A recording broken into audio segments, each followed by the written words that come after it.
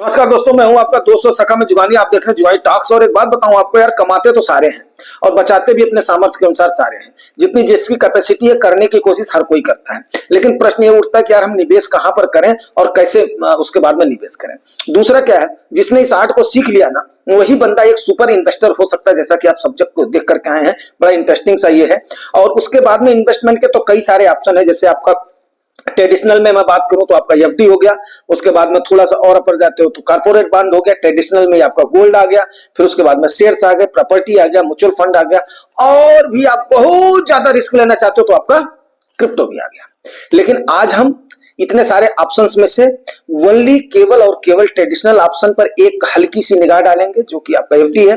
उसके बाद में आपका जो सदियों से चला आया हुआ निवेश है, सबसे पहले गोल्ड को लेंगे, उसके बाद में अगले उस पे आपके रियल एस्टेट को लेंगे, उसके बाद में लेंगे आपके म्यूचुअल फंड को लेंगे, क्योंकि अब गोल्ड और रियल एस्टेट से लेटर आया है आपका म्यूचुअल फंड। ठीक है ना। तो इस प्रकार से इस क्रम में हम उसको करते हैं। तो सबसे पहले हम देख लेते हैं यार, गोल्ड का जो हिस्टोरिकल डाटा है उसको हम ले लेते हैं। तो जो हिस्टोरिकल डाटा हमें अवेलेबल जो मिला है वो 1964 से लेकर के 2024 तक का हमें डाटा मिला है। लेकिन इतना पुराना डाटा आपको देने का कोई मतलब नहीं है। जब से मैं कमा खा रहा हूं तब से आपको वहां से मैं एग्जांपल देता हूं तो आपको ज्यादा अच्छा रहेगा। वैसे मैं 3600 के रेट से गोल्ड को जानता हूं, लेकिन मैं बात करता हूं 2000 से लेकर के। तो 24 साल के रिटर्न को हम लोग लेते हैं 2.4 डिकेड, मतलब 24 में जो अभी मारामारी आई है इसको देख करके, जिसमें लोग हतप्रभ हो रहे हैं। और उसके बाद में खास करके ना जो आपके ये मीडिया वाले हैं, लोग हैरान है, परेशान है, ये है वो है। ये सबसे ज्यादा तो आपके मीडिया वाले परेशान हैं। मैं सही बताऊं, शाम वाले वीडियो में मैंने एक्चुअली क्या होता है कि मेरा अपलोडिंग का टाइम मतलब जो है थोड़ा सा वो है ऑड है, और मैं थोड़ा सा उस टाइप का बंदा हूं कि हाँ ठीक है, यूज की परवाह किए हुए ना जो है केवल कंटेंट में डाल देता हूं। तो उसके बाद में जिसको मिलना होगा, उसके बाद में जिसको इंटरेस्ट होगा तो देखेगा। तो शाम वाले वीडियो मैंने काफी सारा क्लियरफाई किया था कि जिसको चिंता करनी चाहिए तो कोई चिंता ही नहीं है। चिंता इसके बाद में फालतू का मीडिया में बैठ करके लोग कर रहे हैं। कौन हैरान है, कौन परेशान है यार। रिटेलर्स को सिर्फ और सिर्फ डराने की चीज है। और दूसरी बात, एक बात बताऊं कि उनकी भी निगाह यही है कि आपकी जेब का पैसा काट करके अपनी जेब में डालना। सबसे बड़ी बात यही हो रही है और कुछ नहीं है। रिटेलर्स की जेब पर सबसे वो है, यही है मार्केट का फेनोमेना है कि उस पर ही, उससे लोग बाज नहीं आ रहे हैं। कंपनियों की ग्रोथ के बारे में कोई बात नहीं कर रहा है कि कंपनियों का ग्रोथ खराब आया जिसकी वजह से हुआ, बस रिटेलर्स की जेब काट लो, रिटेलर्स की जेब काट लो। अरे यार, ऐसे करने से कभी जो है ऐसा नहीं होता। ना तो देश तरक्की करेगा ना आप तरक्की करोगे। वो दिन अब लद गए।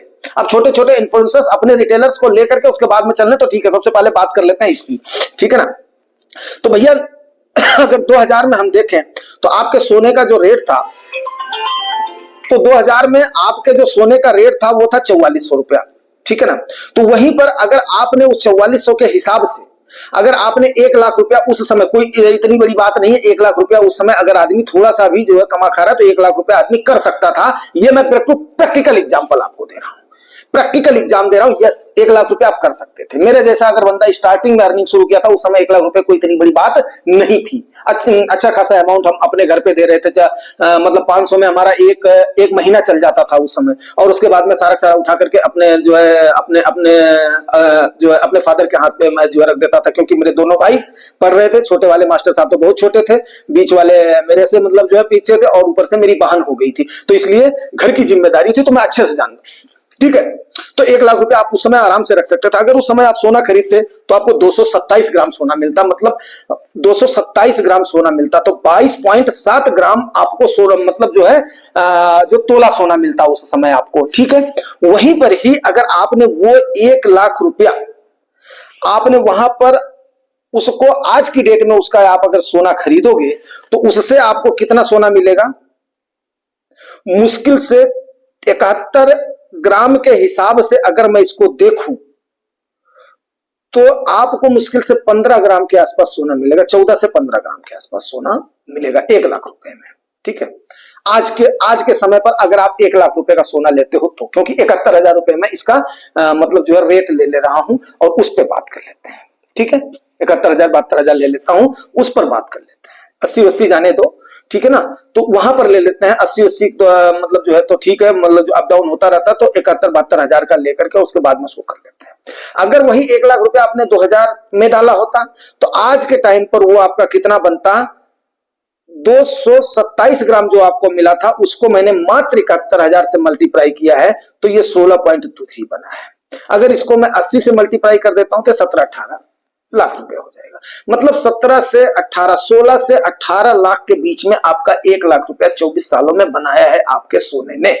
और सोने पर मैंने क्वाइट क्लियर कर दिया था, सोने का रेट जो बढ़ता है वो कितना बढ़ता है, 7 से 8% ही बढ़ता है। बाकी जो आपका रुपया डिप्रिसिएट होता है, आपका जो रुपया डिप्रिसिएट होता है वो उसमें ऐड हो जाता है। तो भी आप देख लो कि इतने का गेन आपको मिला है। वहीं पर ही प्रॉपर्टी आपका काफी रिस्की सौदा है, कोई भी उसमें दो राय नहीं है। अगर आपने उस समय कहीं पर 1 लाख रुपए की प्रॉपर्टी लेकर के छोड़ा होता तो आज के टाइम पर वो कम से कम मान करके चलो कि अगर वो सही जगह पर होती तो 1 CR के आसपास हो गई होती। तो वो प्रॉपर्टी आपकी, लेकिन क्या है, इस 24 सालों में जो सिनेरियोज मैं यूपी का हूं, तो जे अब उसमें आप मकान बनाते, ये करते, वो करते, तो कम से कम मान करके चलो 1 का 40 लाख में मान करके चलता हूं, इतना तो दे ही दिया होता। तो प्रॉपर्टी में ऐसा नहीं है, निवेश में फायदा है, लेकिन 1 लाख रुपए का चंक तो आपको डालना पड़ेगा। आज के टाइम पर अब उसको आपको कितना डालना पड़ेगा, 1 CR 80 लाख, 70 लाख, 50 लाख, इतने का आपको चंक डालना पड़ेगा, तब जाकर के आप वो वाली प्रॉपर्टी पाओगे जो उस समय, क्योंकि क्या था उस समय काला बाजारी इतनी ज्यादा हावी नहीं थी। बिल्कुल मैं ओपन बोल रहा हूं, इन काला बाजारियों ने, ब्लैक मनी वालों ने प्रॉपर्टी के रेट को काफी हाइक कर दिया है, फैक्ट है।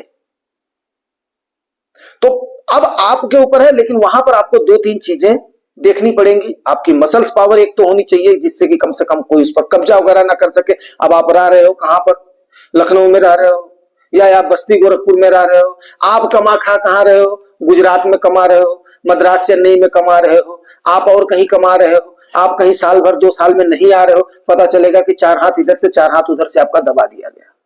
जब तक आप वापस आओगे तब तक उस पर बिल्डिंग खड़ी हो गई है, जाओ फिर अब काटो कोर्ट कचहरी चक्कर, और या तो फिर उसको बनवाने की, घरवाने की, देखरेख की कुव्वत हो। तो ये सारी चीजें प्रॉपर्टी में डिस्प्यूट आती हैं। लेकिन अभी भी क्या है कि जमीन तो बढ़ नहीं रही है, आदमी बढ़ रहे हैं, तो जमीन की वैल्यू एक्चुअली जो है बढ़ेगी बढ़ेगी। लेकिन ये डिपेंड करता है कि आप कहां पर ले रहे हो, किस जगह पर ले रहे हो, वो आपका डिपेंड करता है। अब उस पर आपने अगर जो लगा दी, उसकी जो वैल्यू बढ़ेगी, उसकी एसेट तो बढ़ेगी, लेकिन आप ये बोलो उससे आप रेंटल यील्ड कर लोगे तो 3-3.5% ही रेंटल यील्ड आता है, उससे ज्यादा नहीं आता है। और उसके बाद में उसका मेंटेनेंस चार्ज वगैरह दुनिया भर का हो जाता है। हाँ, उसका ग्रोथ प्लस रेंटल वगैरह आपने बनवा दिया है तो ये भी एक वैल्यूएबल एसेट आपका बन जाता है। वहीं पर आपने उस समय अगर म्यूचुअल फंड में पैसा लगाया होता तो मैं ज्यादा नहीं 15% के हिसाब से गेन कर दे रहा हूं, इतना तो आपकी निफ्टी ने भी दे दिया है। 12 से अबव आपकी निफ्टी ने दे, तो एक्टिव फंड है तो 15% के हिसाब से तो दे ही दिया है। किसी टाइप का फंड रहा होगा, लार्ज कैप, इवन जो है लार्ज कैप भी फंड रहा होगा। बाकी अगर जो है मिड कैप और स्मॉल कैप ले लिए तो वो तो फिर सोने पर सुहागा है। तो वो आपका बनता है, अगर आपने उसको 15% के हिसाब से डाल दिया तो आपका 28 लाख रुपए बन रहा है, बड़े आराम से बन जा रहा है। तो अब ये मैंने 3 असेट को आपके डिसाइड कर दिया है कि ये आपके असेट हो गए। लेकिन म्यूचुअल फंड में भी क्या है, इसमें वोलेटिलिटी होती रहती है। अब हम बात कर लेते हैं कि गोल्ड को। अब देखो गोल्ड को लेने के लिए दोस्तों, गोल्ड देखो इसमें सबसे सेफर माना जा रहा है। लेकिन अगर आपने फिजिकल फॉर्म में गोल्ड रख दिया और कोई भी इधर उधर की बात हो गई तो वहां पर आपके लिए दिक्कत हो जाएगी, आपका पूरा का पूरा जाने का चांस है, अगर जो है चोरी चमारी वगैरह हो गया तो उसके लिए आपको सोवरिन गोल्ड वाले की आजकल लोगों ने सलाह देना बंद कर दिया है। मैंने भी थोड़ा सा लिया था, लेकिन जो ये झटका दिया है सरकार ने, तो लोगों ने अच्छे जो मतलब एडवाइजर है उन्होंने भी बोला यार ये सरकारी तंत्र का कोई भरोसा नहीं है कि किधर से ढिग जाए और कहां से ये रूल चला दे। भैया आप तो सरकार हो। हाँ, तो सुप्रीम गोल्ड बॉन्ड भी एक तो ले सकते हो, वो आपका जो है डिजिटल फॉर्म में हो जाएगा। दूसरा आप ले सकते हो अपना गोल्ड का ETF ले सकते हो। अब ETF के लिए आपको डीमैट अकाउंट चाहिए, बिना डीमैट के आप कर नहीं सकते हो, ये भी समस्या आएगी। आप बोल रहे हो कि मैं डीमैट तो खुलाऊंगा नहीं तो मेरे को शेयर लेना पड़ेगा, उसके बाद में फालतू का मैं अपने आप को कंट्रोल नहीं कर पाऊंगा। जब हमारे गौरव रंधवा सर जैसे एक सम्मानित प्रतिष्ठित एजुकेटेड शख्स ने बोला कि नहीं मैंने इसीलिए 3 साल में अपने आप को कंट्रोल नहीं कर पाऊंगा, तो जाहिर सी बात है आदमी की ये विडंबना है। तो आप एक काम करिए, म्यूचुअल फंड का गोल्ड म्यूचुअल फंड ले लीजिए, सबसे सेफ एंड सेफर रहेगा। और उसके बाद में उस पर भी वो जाकर के उनका काम हो जाएगा, थोड़ी सी फीस लेकर के ETF में डालेंगे और आराम से चैन की नींद सो जाइए, कोई टेंशन वाली बात नहीं रहेगी। गोल्ड का ETF ले लीजिए, मतलब जो म्यूचुअल फंड ले लीजिए। तो उम्मीद करता हूं ये बात आप समझ गए होंगे। प्रॉपर्टी के लिए, फ्लैट के लिए मैं रिकमेंड आपको नहीं करूंगा। हाँ, अगर आपके पास पैसा है, छोटा मोटा प्लाट ले सकते हैं तो प्लाट लेकर के छोड़ दीजिए, बट उसको घेरवा लीजिएगा, कागज वगैरह दुरुस्त कर लीजिएगा, थोड़ी कानूनी जानकारी, जमीन की जानकारी, मसल्स पावर ये आपकी होनी चाहिए, तभी जाकर के गोल्ड में निवेश करिए। नहीं तो यूपी में तो साला थोड़े से आप कमजोर हो गए तो एक जो बस का जो है कंडक्टर रिव्यू कर देता, चल फट, और थोड़ा उसको रहेगा तो थोड़ा सा भैरत भाई हमारे यहाँ पर तो ऐसा है, यूपी में है, बातचीत तो बड़े तहजीब से करेंगे लेकिन थोड़ी देर में गिरगिट के जैसे रंग भी बदल देंगे। तो ये हमारे यूपी का वो है कि मतलब जो आपको बड़े जो तमीज से अमा मियाँ, ये मियाँ, वो मियाँ करेंगे, भाई साहब हाँ भैया प्लीज आवाज आए, किया जाए, फलाना है, धमाक है, अगर बस उसके बाद में जैसे थोड़ा होगा, अरे जाओ जाओ तो बड़ा भारी लाट साहब हो जाता है भाई, 2 मिनट में उनके तेवर चेंज हो जाते हैं। तो इसलिए उस हिसाब से उस तेवर में जवाब देने के लिए आपके पास कैपेसिटी होनी चाहिए। तो जमीन भी कोई बुरा सौदा नहीं है अगर आपके पास पैसे हैं। और अगर आप छोटे छोटे निवेश करना चाहते हो, अच्छा खासा गेन लेना चाहते हो, तो आप उसके बाद में म्यूचुअल फंड में जा सकते हो, कोई भी दो राय नहीं है। और इस समय वैल्यूएबल, अट्रैक्टिव है, और कहीं डिस्काउंट प्राइस पर मिल गया तो आपको सारे रिटर्न को बीट कर देगा। ये तो सीधा सीधा 10% जो डाउन हुआ, 10-12% ये लेकर के चढ़ेगा, और प्लस उसके बाद में 10% गेन देगा, तो 20 तो मान करके चलो। और बहुत सारे लोगों का मानना है कि मैं सही बताऊं कि अभी बोल रहे हैं कि जैसे ही थोड़ा सा डिस्काउंट शुरू हो गया तो मैं जिंदगी में कभी नहीं सेल करूंगा। मैं अच्छे खासे लोगों का एग्जांपल बता रहा हूं आपको, तो आप लोग पैनिक मत हो। अभी सबका यही है कि जब भी ये करेगा, ग्रो करेगा तो 100% लेकर के उसके बाद में चढ़ेगा।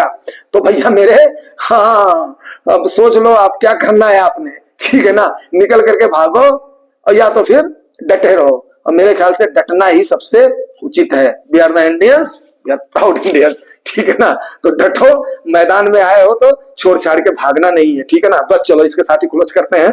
आज के सुपर इन्वेस्टर का जो टॉपिक था उसको हमने आज कवर करने की कोशिश किया है, बाकी पर चर्चा चलती रहेगी। मिलते हैं शाम को किसी और सेशन में। Thank you.